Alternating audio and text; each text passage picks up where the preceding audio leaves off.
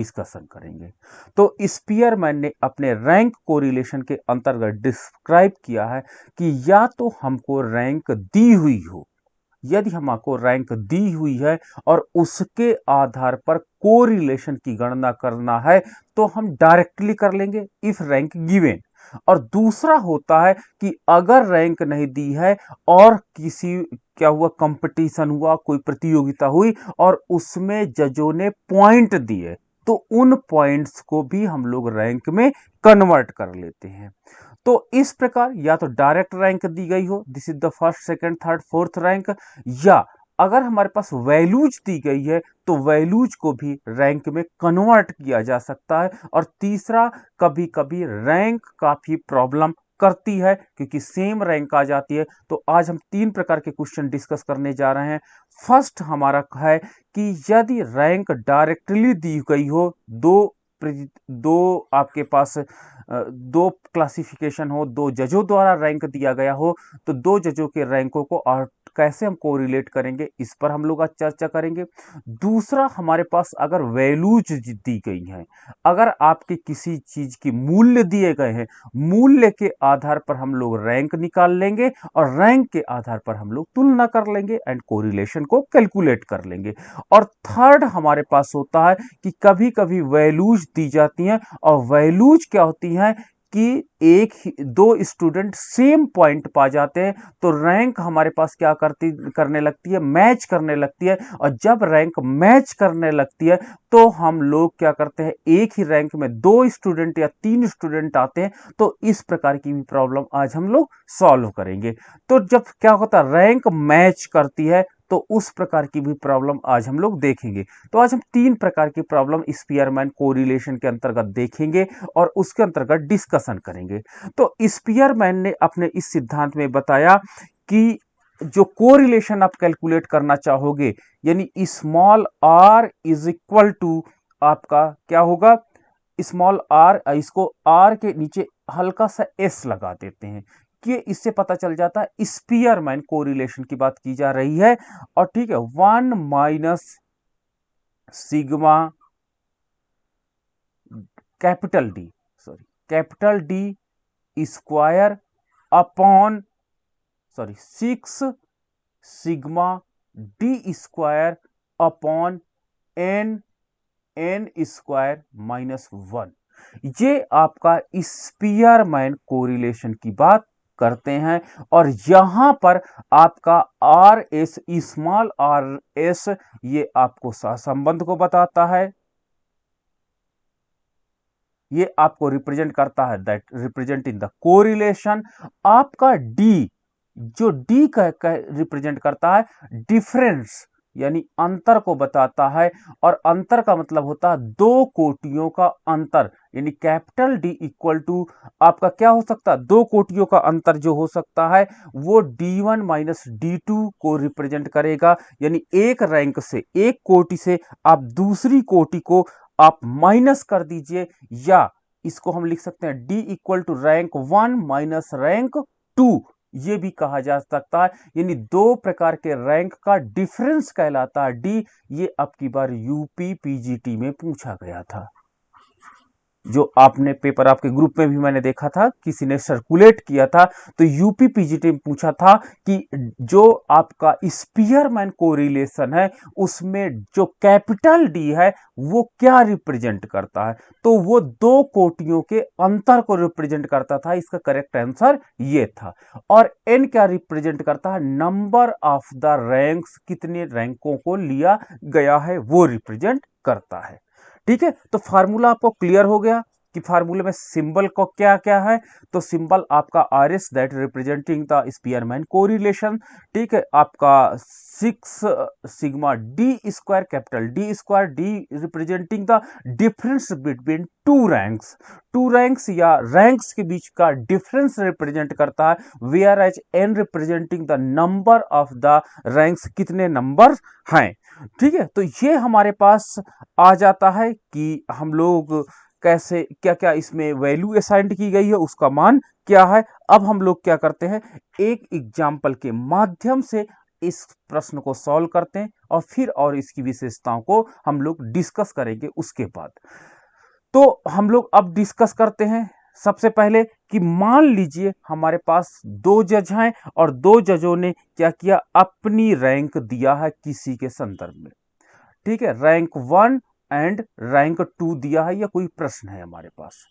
ठीक है, रैंक दी गई है तो हम लोग कैसे कैलकुलेट करेंगे, और डायरेक्ट आपको रैंक प्रोवाइड की गई है। यानी रैंक का मतलब R1 रैंक और R2 रैंक है, दो जजों के अपने रैंक है। किसी जज ने क्या किया है कि एक स्टूडेंट है उसको 5th रैंक दिया है, जबकि दूसरा जज उसी बच्चे को 3rd रैंक देता है। ठीक है, फिर एक जज है, एक बच्चे को, नेक्स्ट बच्चे को जो सेकंड नंबर पे आया उसको 3rd रैंक देता है। ठीक है, जबकि सेकंड जज उसको 7 पॉइंट या 7th रैंक देता है। फिर थर्ड बच्चे को इन्होंने चौथी रैंक दिया और इन्होंने 5th रैंक दिया। उसी प्रकार 8वीं रैंक आपकी हो जाती है चौथे बच्चे की, और दूसरे जज द्वारा उनको जो पॉइंट असाइन किया जाता है दैट इज 9th रैंक होती है। ठीक है, आपके पास सेकेंड रैंक होती है, और ये आपका यहां पर भी सेकेंड रैंक, सेकेंड जज भी सेकेंड रैंक प्रोवाइड करता है। फिर आपके पास 1 रैंक प्रोवाइड की जाती है नेक्स्ट स्टूडेंट को, इनके द्वारा भी 4th रैंक प्रोवाइड की जाती है उस स्टूडेंट को। फिर हमने देखा कि आपका 7th रैंक अगले स्टूडेंट को प्रोवाइड की जाती है, और इनके द्वारा 1st रैंक उस स्टूडेंट को प्रोवाइड की जाती है। ठीक है, और अगले स्टूडेंट को 10th रैंक मिलती है, इसने भी, सेकंड जज ने भी उसकी रैंक को 10th दिया है। फिर नेक्स्ट है 6th रैंक दी जाती है, और नेक्स्ट इसने भी आपका क्या प्रोवाइड किया है, इसने भी आपको 8th रैंक प्रोवाइड किया है। एंड आपका ये 9th रैंक देता है आपका पहला जज, अगर सबसे लास्ट स्टूडेंट जो आया है, और ये 6th रैंक प्रोवाइड करता है। इस प्रकार रैंक प्रोवाइड करते हैं। दो हमारे पास मान लीजिए जज बैठे हैं और दो जजों ने क्रम से, ठीक है, एक स्टूडेंट आया, मान लीजिए पहला स्टूडेंट आया, फर्स्ट स्टूडेंट आया, उसको कितना रैंक प्रोवाइड किया, पहले जज ने 5 पॉइंट प्रदान किए, 5 रैंक प्रदान किया, जबकि दूसरे जज ने 3 रैंक प्रदान किया। जब दूसरा स्टूडेंट आता, उसका इवैल्यूएशन होता, दूसरा कोई प्रतिभागी आता, उसका इवैल्यूएशन किया जाता, तो पहला जज 3 पॉइंट देता है, जबकि दूसरा जज क्या होता है, आपको 7 पॉइंट देता है। ठीक है, तीसरा प्रतिभागी आता है, उसको पहला जज 4 पॉइंट देता है तथा दूसरा जज 5 पॉइंट देता है। इसी प्रकार जब चौथा पार्टिसिपेशन आता है, प्रतिभागी आता है, तो पहला जज 8 पॉइंट देता है तथा दूसरा जज 9 पॉइंट देता। इसी प्रकार पांचवा जब प्रतिभागी आता है तो दोनों 2-2 पॉइंट देते हैं, 2-2 रैंक, सेकंड रैंक देते हैं। छठा, सातवां, आठवां, नौवां एंड 10वां प्रतिभागी क्रम से आते जाते हैं और उनको रैंक प्रदान की जाती है। तो एक बात तो क्लियर है कि प्रतिभागियों की संख्या n कितनी है, 10 है। ये तो बात क्लियर हो गई, यानी n नंबर तो मुझे क्लियर है कितना है, हाउ मच, इट इज 10 है।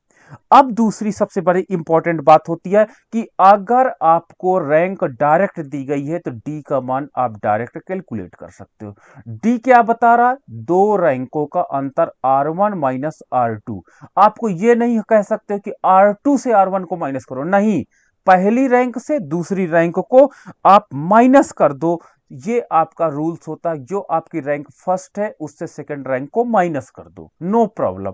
ठीक है, आप माइनस कर दो, आपको डिफरेंस बिटवीन क्या आ जाएगा, आपको डिफरेंस कैलकुलेट हो जाएगा कि रैंक 1 एंड रैंक 2 में क्या डिफरेंस है, ये आप कैलकुलेट कर सकते हो। तो चलिए, रैंक 1 है 5 और 5 में से, इस 5 में से 3 को माइनस करते हैं तो मुझे कितना मिलता है, +2 प्राप्त होता है।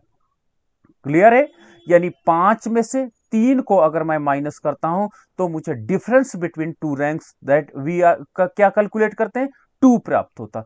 उसी प्रकार तीसरी रैंक में से जब 7वीं 7 को हम लोग क्या करते हैं, माइनस करते हैं, तो हमारे पास कितना आ जाता है, -4 आ जाता है। क्लियर है? ठीक है। उसी प्रकार अगले में जब 4 रैंक से हम लोग 5वीं रैंक को माइनस करते हैं तो हमारे पास कितना आ जाता है, -1 आ जाता है। उसी प्रकार 8वीं रैंक से, ठीक है, और 9वीं रैंक को माइनस किया जाता है तो -1 आ जाता है। उसी प्रकार 2 से 2 को माइनस किया जाता है तो हमको 0 मिलता है। उसी प्रकार 1 से 4 को माइनस किया जाता है तो -3 प्राप्त होता है। उसी प्रकार 7 से 1 को माइनस किया जाता है तो 6 हमको मिलता है धनात्मक। 10 से 10 को हम लोग माइनस करते हैं तो हमें 0 मिलता है। 6 से हम 8 को माइनस करते हैं तो हमें -2 मिलता है। और हम 9 से 6 को माइनस करते हैं तो हमको क्या मिलता है, 3 मिलता है, वो भी धनात्मक। तो ये देखिए डिफरेंस, कैपिटल डी का मान आपने कैलकुलेट कर दिया। क्या हुआ, दो रैंक, फर्स्ट रैंक से सेकंड रैंक को आपने माइनस कर दिया। अब अगला टेबल आपका क्या आ जाता है, इसी से अगला टेबल बन जाता है D, capital D square table. ठीक है, आपने वहां पर स्क्वायर देखा था, चलिए स्क्वायर कर दो। 2 2 जा आपका हो जाता है 4, 4 4 जा आपका हो जाता है 16, सारा पॉजिटिव होगा। 1 1 जा 1, 1 1 जा 1, 0 0 जा 0, 3 3 जा 9, 6 6 जा 36, 0, 2 2 जा 4, 3 3 जा 9। ये आपने सारा प्लस कर लिया। अब आप एक काम करिए, इसको कैलकुलेट कर लीजिए। कैलकुलेट करने के बाद आप देखिएगा, जब सिग्मा डी स्क्वायर का मान, देखिए फार्मूले में पूछा गया था सिग्मा डी स्क्वायर, इसको जब हम लोग ऐड करते हैं ऊपर से लेकर नीचे तक तो हम लोग क्या वैल्यू पाते हैं, 80 वैल्यू हमको मिल जाती है। क्लियर है? तो 80 वैल्यू अब हमको मिल गई है। अब चलिए सारी वैल्यू को हम लोग फार्मूले में पुट कर देते हैं। ठीक है, तो हम लोग जब फार्मूले में पुट करते हैं तो फार्मूला जानते हैं कि small R S is equal to क्या होता है, 1 - 6 sigma capital D square upon N n² - 1। ये फार्मूला होता है स्पीयरमैन कोरिलेशन का। ठीक है, इसमें सारी चीजें हमें पता है। तो आपका क्या हो जाएगा, equal to 1 - 6 sigma D square का मान अभी 80 हमने कैलकुलेट किया था पीछे, दैट इज 80। 80 अपॉन एन कितना था, नंबर ऑफ पार्टिसिपेंट्स कितने थे, 10। तो आप क्या होगा, 10 10 स्क्वायर -1। अब आपका क्या हो जाएगा, 1 - 6 को 80 से आप मल्टीप्लाई कर दोगे तो 6 को 80 से मल्टीप्लाई कर देंगे, और नीचे हम लोग अगर कैलकुलेट करते हैं तो नीचे आप 6 और आपका हो जाएगा 10, ये 10 10 100 -1, कुछ ऐसा हुआ। अब और सिंप्लीफाई करते हैं, 1 माइनस आप इसको कर सकते हैं ऊपर, ये 480 आपका हो जाता है, और आपका नीचे ये हो जाता है 100 में से 1 माइनस होगा 99 हो जाएगा। 100 में से 1 माइनस करेंगे 99 हो जाएगा, 99 को 10 से मल्टीप्लाई करेंगे 990 हो जाएगा। ठीक है, 990 हो जाएगा, 0 से 0 आप कैंसिल कर दोगे तो आपके पास हो जाएगा 1 - 48 अपॉन 99 हो जाएगा। और जब आप इसको डिवाइड करोगे, 48 को 99 से डिवाइड करोगे तो हमारे पास आ जाएगा 1 माइनस क्या हो जाएगा, 0.48 हो जाएगा। 1 से माइनस कर दो तो हमारे पास आंसर आ जाता है 0.52, that is Spearman correlation value होगी 0.52। ठीक है, तो इस प्रकार स्पीयरमैन कोरिलेशन की आप गणना कर सकते हो। क्लियर है? यानी आप स्पीयरमैन कोरिलेशन की गणना इजी गोइंग आप आसानी से कर सकते हो, कोई प्रॉब्लम इसमें नहीं आती है। ठीक है, तो इसमें आपको मैं फिर से रिकॉल कर दूं कि अगर आपको डायरेक्ट रैंक दी हुई है, रैंक 1 दी है, रैंक 2 दी है, तो उसके बिहाफ आप पे आप डायरेक्टली कैपिटल डी का मान कैलकुलेट कर सकते हैं, और यूपी पीजीटी के अनुसार कैपिटल डी का मान डिफरेंस बिटवीन 2 रैंक्स होता है, वो आप निकाल करके इसी डी का मान स्क्वायर करके ऐड कर लो तो सिग्मा डी स्क्वायर मिल जाएगा, और उसके बिहाफ आप पे आप स्पीयरमैन कोरिलेशन को कैलकुलेट कर सकते हो। चलिए एक एग्जांपल और आपको देखते हैं। ठीक है, ये एग्जाम्पल तो था डायरेक्ट जब आपकी रैंक वैल्यू असाइंड थी। जब डायरेक्ट रैंक वैल्यू असाइंड थी तो आपने इस प्रकार से कैलकुलेशन किया। जब आपके पास डायरेक्ट रैंक वैल्यू क्या होता, असाइंड ना हो और आपके पास अन्य इंफॉर्मेशन दी गई हो, तो उसके बिहाफ पर आप कैसे रैंक कोरिलेशन को, कैसे आप रैंक कोरिलेशन को संपादित करेंगे या कैसे कैलकुलेट करेंगे, इस पर हम लोग चर्चा करते हैं।